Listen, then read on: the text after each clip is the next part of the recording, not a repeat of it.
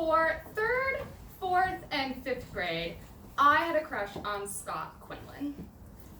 He had blue eyes. He was very good at baseball. For most of middle school, I had a crush on Bradley Bridwell. He had blue eyes. He was very good at soccer. With high school came Josh and Alex. With college came Brittany and Emma. They all had pretty eyes. They were all very good at sports. I took care of my crushes like they were my pets. Well, maybe pets is a little generous because pets love you back after all. I took care of my crushes like they were my houseplants. I found the seed, I planted the seed, I made sure to give them just the right amount of water and light so they would grow and bloom. In return, I got to appreciate their beauty. I cherished the safety of my garden.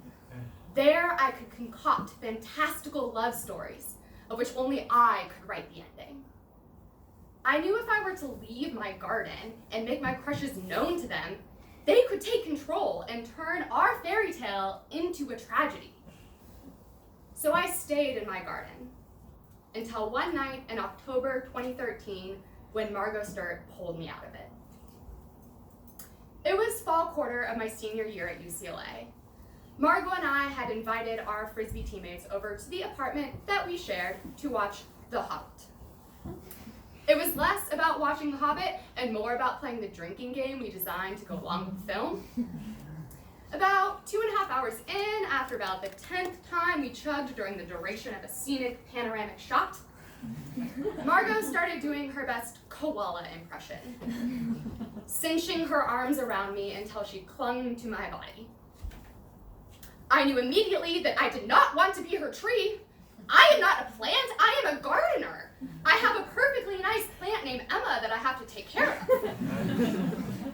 I untangled myself from her limbs and I spent the rest of the evening staying mobile enough to avoid the entrapment of her affection. The next morning, having realized her advances were unappreciated, she apologized. "I'm so sorry, it will never happen again."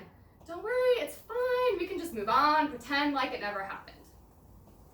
Which we did, until one night in mid-June, a few days after the school year had ended. It was the start of our summer fun, where I was using the excuse of a lease that didn't end until September to eke out a few more months of drinking with my friends and pretending like I wasn't terrified of the adult life I would have to start living as soon as I moved home. We kicked off our season of celebration by opening a bottle of wine my parents had gifted me for graduation. We finished that bottle of wine. We opened another bottle of wine. We finished that bottle of wine. We found ourselves back on the couch in much the same position we had been a few months prior, her limbs wrapped around mine. This time, I did not flee to my garden. But despite the fact that I spent that night and every night for the rest of the summer squeezed into the same twin bed as Margot, I spent every day continuing to insist I did not want to date her. I was moving home at the end of the summer. She didn't like movies with complicated plots. I didn't like her cheesy puns. I still had my plant Emma to take care of. This was not going to work. 2 days after I moved home, a tidal wave of emotion flooded me out of my garden. I called her, told her I missed her, I wanted to be with her. From that night, we started writing our love story together. It unfolded the way many tales of first love often do. At first, convinced you found your perfect person that will cherish you forever. By the end, questioning this whole concept of a perfect person. Things eventually deteriorated. She cheated on me, we broke up. At first, I was convinced she was the villain of the story. When that became unsatisfying, I flipped the script. I took the villain role. Now I know there was no villain. I have tried countless times to rewrite our story, to contort the plot lines of the past until they told the tale that I wanted to hear.